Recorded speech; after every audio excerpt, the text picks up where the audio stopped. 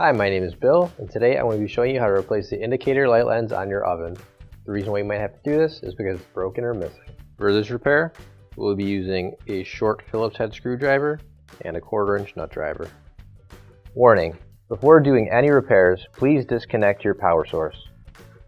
So this is the stove we're going to be using in this demonstration. It's a GE. Now keep in mind, ours might be a little bit different than what you have at home, but the same technique should still apply. So what we need to do here is there's 2 screws underneath our control console, and we're going to use a short Phillips head screwdriver in order to get them out.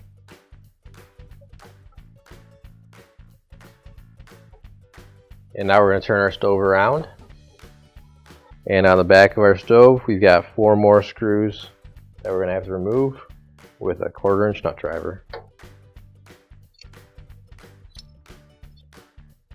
And as I remove this last screw, I'm just going to have my other hand underneath the control console in the front there so it doesn't fall off when I remove the screw. So right here is the lens we're going to be replacing.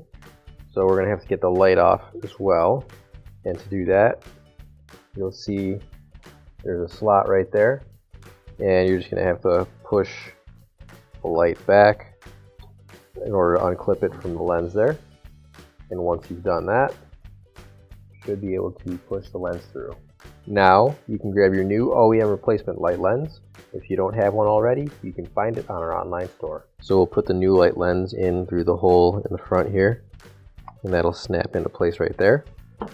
And then with the slot on the light right there, we're just going to feed that onto the lens, and it should snap into place.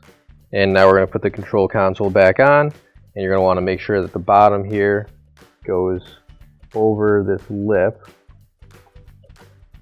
So just like so. And then it'll sit back just like that. And you're going to have to hold it in place while you get the first screw in. And after that, you should be able to easily get the other screws in.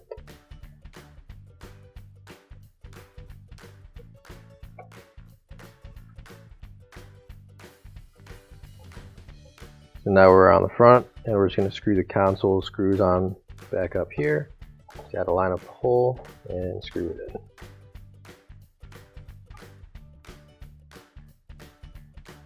There we go. And now the console's secure, and your repair is complete. Finally, don't forget to plug in your appliance.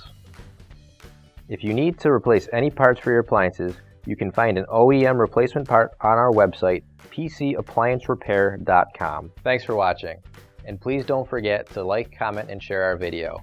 Also, don't forget to subscribe to our channel. Your support helps us make more videos just like these for you to watch for free.